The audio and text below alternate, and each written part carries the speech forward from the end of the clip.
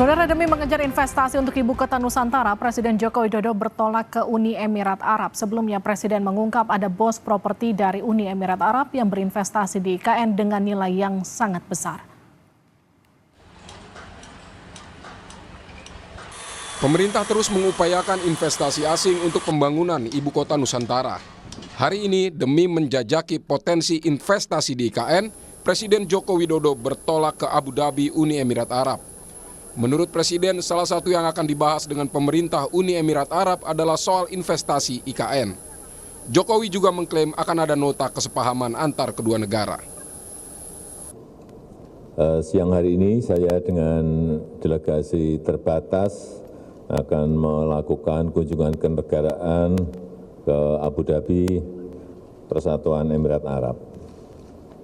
Dalam 10 tahun terakhir, hubungan Indonesia dan Persatuan Emirat Arab meningkat dengan sangat pesat, terutama di bidang ekonomi dan investasi. Ya, beberapa nanti akan ada tanda tangan MOU B2B yang disaksikan oleh kedua pemerintah Uni Emirat Arab dan Indonesia. Pemerintah tampak mengerahkan segala upaya untuk mewujudkan ibu kota Nusantara. Bahkan demi menggoda investor, pemerintah menawarkan hak guna usaha atau HGU di IKN hingga 190 tahun atau hampir 2 abad. Ketentuan HGU hampir 2 abad itu tertuang dalam Peraturan Presiden Nomor 75 Tahun 2024 tentang percepatan pembangunan ibu kota Nusantara. Sesuai dengan undang-undang IKN yang ada, kita ingin memang OIKN, otoritas IKN itu betul-betul diberikan kewenangan untuk menarik investasi yang sebesar-besarnya, baik investasi dalam negeri maupun investasi luar negeri.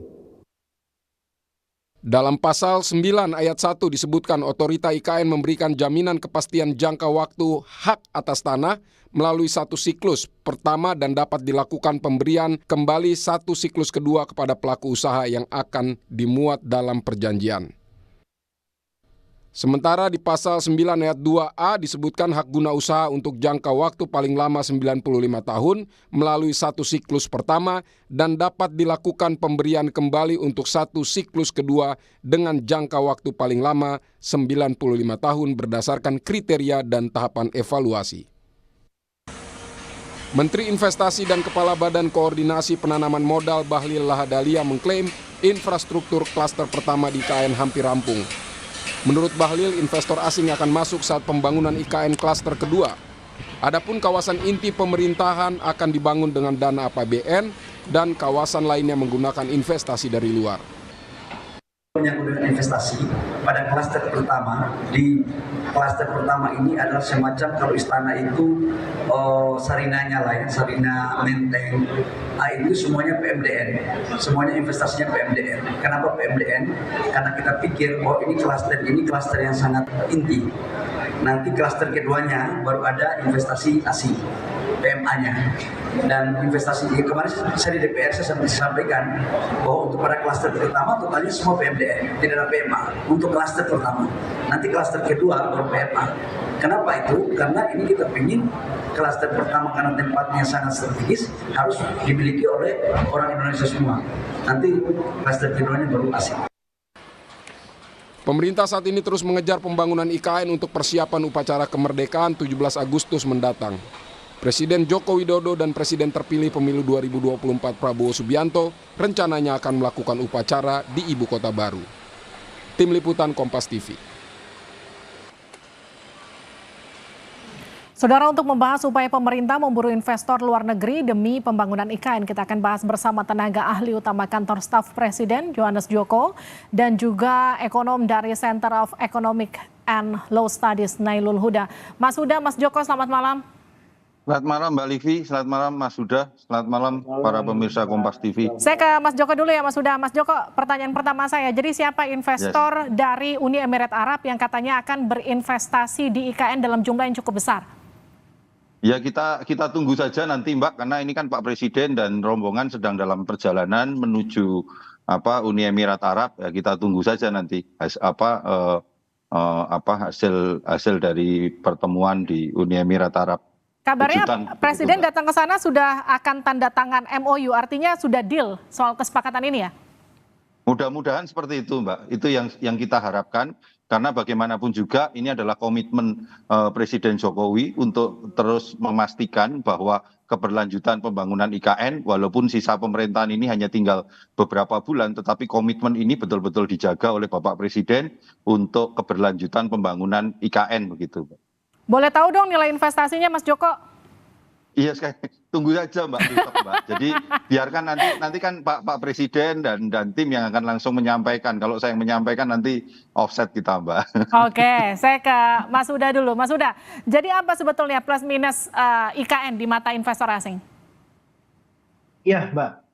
Jadi menarik ya, bahwa kalau kita telusuri kita sudah banyak sekali klaim untuk investor asing itu masuk gitu kan. Terakhir, kalau saya nggak salah ingat gitu kan, sebelum Pak Bambang itu mundur dari Ketua Badan Otorita IKN, itu Pak Bambang menyebutkan sudah ada investasi asing yang ingin eh, berinvestasi di IKN, tapi hingga saat ini itu tidak ada gitu kan. Dan ini yang saya rasa sih sebenarnya jurus sudah dikeluarkan semuanya hingga HGU yang dia berusia hampir 2 abad gitu kan. Tapi memang belum ada investasi konkret yang masuk gitu kan.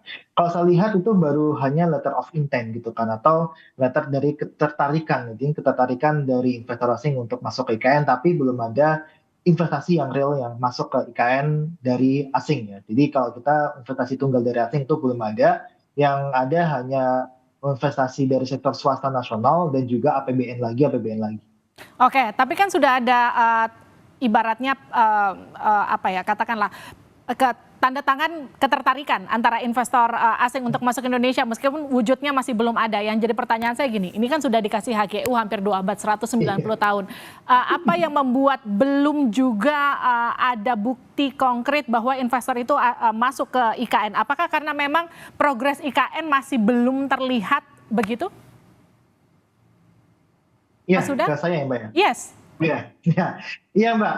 Jadi menarik nih kalau kita lihat sebenarnya kan letter of intent itu kan dia ya semacam tantangan yang memang menunjukkan ketertarikan saja gitu kan, tapi belum tentu dia juga ingin masuk ke IKN gitu kan. Ya. Kita tahu ada beberapa investor asing yang dulu menunjukkan ketertarikan. Kita dulu ada SoftBank yang ingin masuk ke sana, kemudian ada beberapa investor asing yang ingin masuk ke IKN juga, tapi mereka sudah ada letter of intent, tapi mereka tidak kunjung untuk menanamkan modalnya ke IKN. Itu kan bahkan SoftBank itu mencabut akhirnya kan. Nah ini yang saya sampaikan bahwa ini walaupun sudah ada undang-undangnya tentang IKN yang ada di Kalimantan, tapi ini masih wait and see-nya masih cukup tinggi, Mbak. Terutama kalau kita lihat dari sisi ekonomi politiknya. Ekonomi politiknya ini kan belum tentu untuk ini ya, untuk dilanjutkan atau tidak gitu, Mbak Livi. Jadi ini faktornya sangat banyak, tentunya dari ekonomi politik di dalam negeri. Gimana Mas Joko? Yang pertama Mbak, framing menyesatkan itu coba saya ingin klarifikasikan dulu lah, dijelaskan dulu lah mengenai HGU 2 abad begitu. Itu kan sebenarnya kalau kita lihat itu ada tahapan-tahapannya Mbak. Yang pertama HGU itu ada 3 tahapan, dari mulai tahapan pemberian hak 35 tahun, perpanjangan itu 25 tahun, lalu ada pembaruan 25 tahun. Itu disebut satu siklus. Tetapi waktu perpanjangan dan pembaharuan 25 tahun pertama itu tidak serta-merta langsung diberikan, Mbak. Tetapi itu ditunggu 5 tahun dulu. Bahwa kalau memang ada komitmen, kepastian dan efektivitas dari izin itu diberikan, maka baru menjadi disebut satu siklus. Nah, satu siklus itu untuk nanti memberikan kepastian kalau sudah berjalan sesuai dengan aturan dan segala macam, itu dimungkinkan untuk diperpanjang menjadi 2 siklus, 180 tahun. Jadi sekali lagi, ini kan framingnya, kalau tadi dibicarakan kesannya HGU itu diberikan, itu seolah-olah 180 tahun gelondongan langsung gitu kan. Padahal tidak seperti itu. Ada tahapan-tahapannya, kemudian ada syarat-syaratnya yang rigid, yang itu memang dijaga. Itu yang pertama.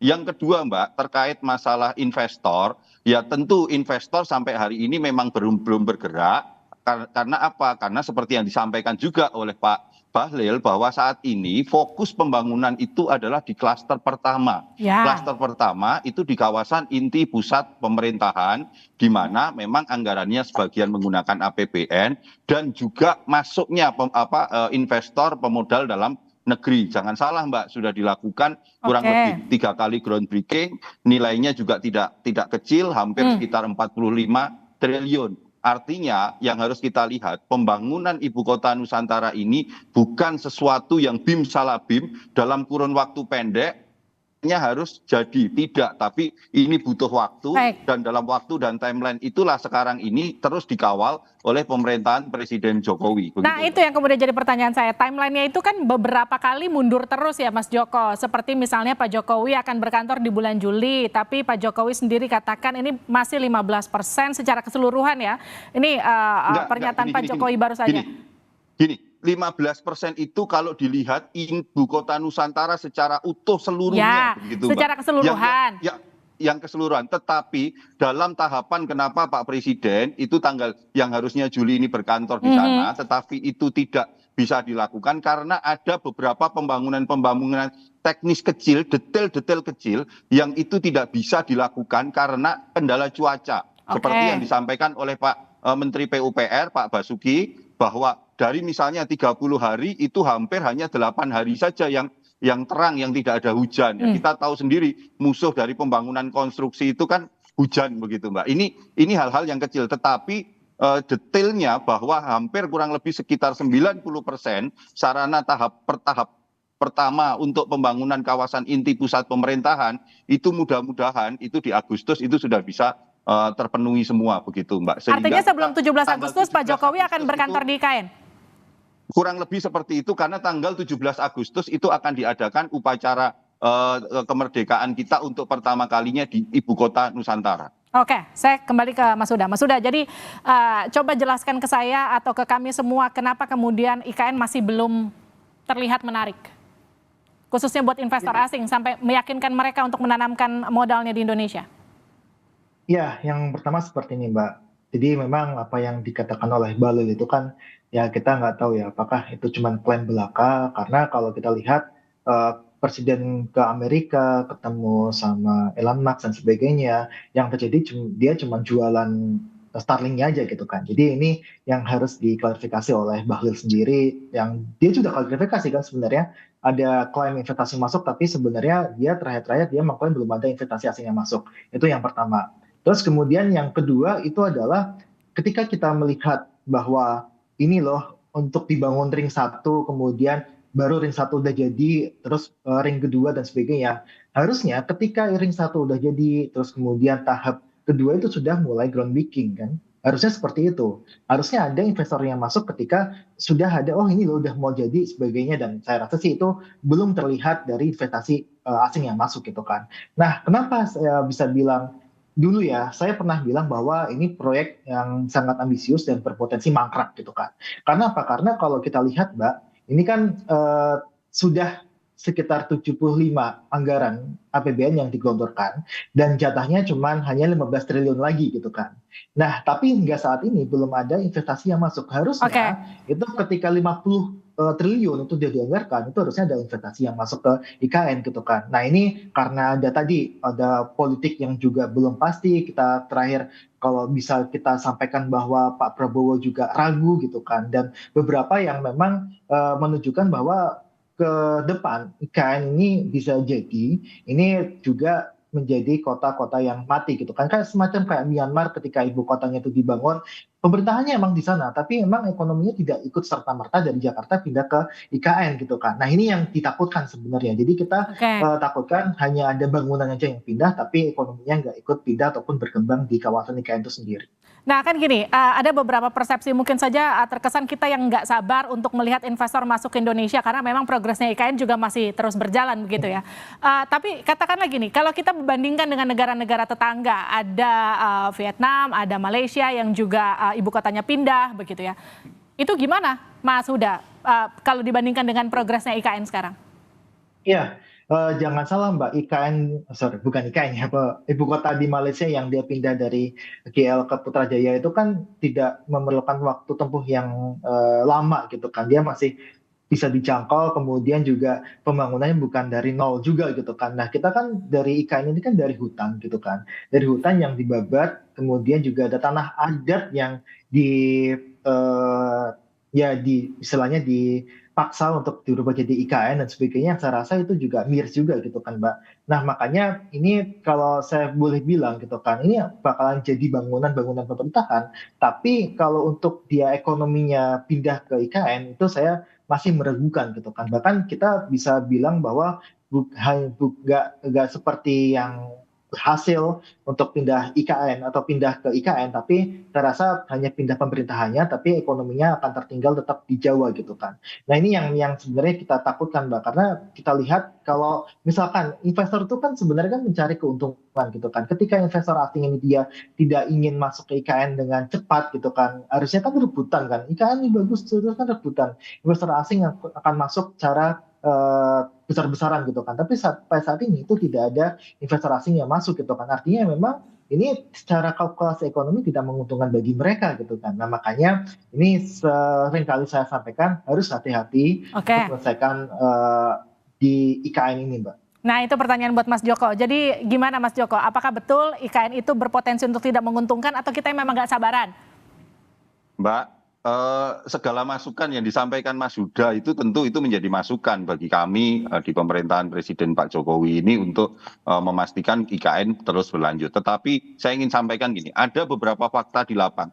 Faktanya adalah pembangunan IKN hari ini terus berjalan dengan speed yang luar biasa. Kalau kita melihat apakah itu menguntungkan atau tidak, kita ini bukan sedang membangun kota, bukan membangun berhitung dengan cara berpikir swasta begitu. Tetapi yang harus kita lihat ini adalah mewujudkan tentang visi Indonesia Emas begitu. Kalau kita bicara tentang mewujudkan visi saja seperti yang disampaikan Mas Huda tadi penuh pesimisme, lah bagaimana kita bisa mewujudkan visi itu begitu loh Mbak. Ini kan yang harus sama-sama kita jaga bahwa kalau secara tahapan-tahapan dalam kami yang di kantor staf presiden itu tahu bagaimana tahapan-tahapan ini berjalan sesuai masih on the track begitu, bahwa ada proses-proses yang belum berjalan, ya memang belum sampai di tahapan itu begitu. Kita ini kan jangan lupa, kita mulai membangun IKN itu full speed itu baru 2 sampai 3 tahun terakhir setelah pandemi COVID. Pada titik ini percepatannya seperti ini juga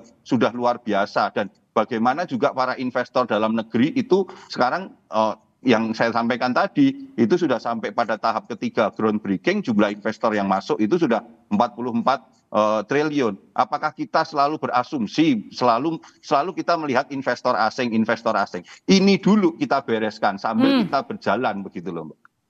Artinya gini, kalau saya butuh ini aja penekanan dari Mas Joko. Kalau kita kemarin terlambat atau katakan gini menunda untuk kepindahan presiden berkantor di IKN di bulan Juli ini, apakah ada kepastian 17 Agustus kita yakin akan menyelenggarakan upacara kemerdekaan pertama kali di IKN? Jadi yakin Mbak, dan seyakin-yakinnya sampai hari ini itulah yang menjadi arahan dan instruksi dari Bapak Presiden Jokowi. Kami masih yakin dan besok dalam minggu ini saya dan tim dari kantor staf presiden dan beberapa kementerian dan lembaga juga akan berangkat ke IKN untuk memastikan persiapan 17 Agustus itu. Oke, terima kasih Mas Joko, terima kasih Mas Huda sudah bergabung bersama kami di Sapa Indonesia Malam. Sehat-sehat. Terima kasih Mas Huda, terima kasih Mas.